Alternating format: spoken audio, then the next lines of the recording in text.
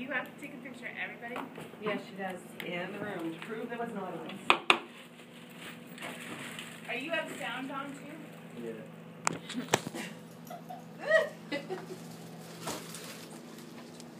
Did you not get yourself the last one? So I'm going to start off with a visual aid. It's a picture of two skulls kissing.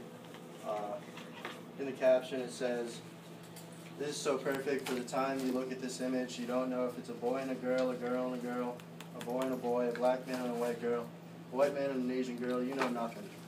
It's the simplicity of the connection and the beauty of two human beings sharing love, and that is all that should ever matter." I'm going to pass it around if you want to look at it.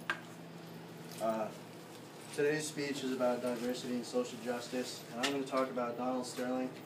He was the owner of the Los Angeles Clippers NBA team. He was accused of saying racial comments to his girlfriend about who she was hanging out with and who she was bringing to basketball games and who she was taking pictures with on social media. During the NBA playoffs, he was accused, and it was in the middle of one of the series. I believe it was the second round. TMZ had an audio recording of the comments he made.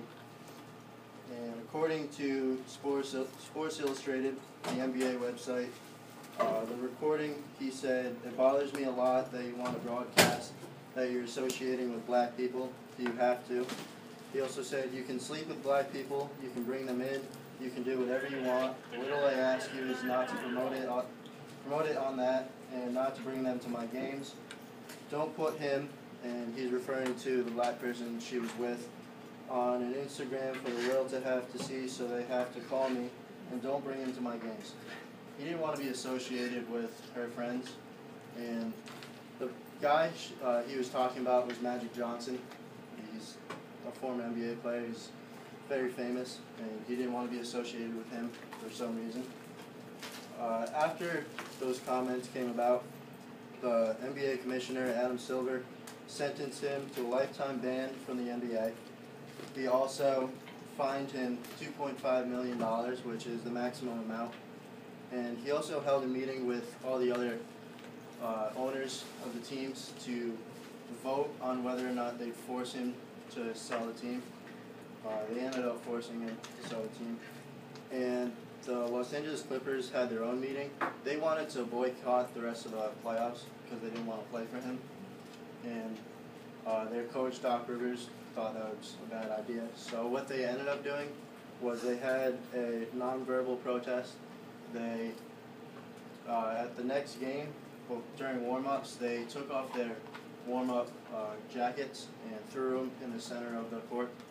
And then that revealed their warm-up jerseys. They were inside out so that you couldn't see the Los Angeles Clippers logo on their chest. Some of the athletes throughout the NBA said they wouldn't play if Sterling was still an owner. They wanted him out, and they didn't want to be associated with a racist. And for the future, this helps because that means there will be a low tolerance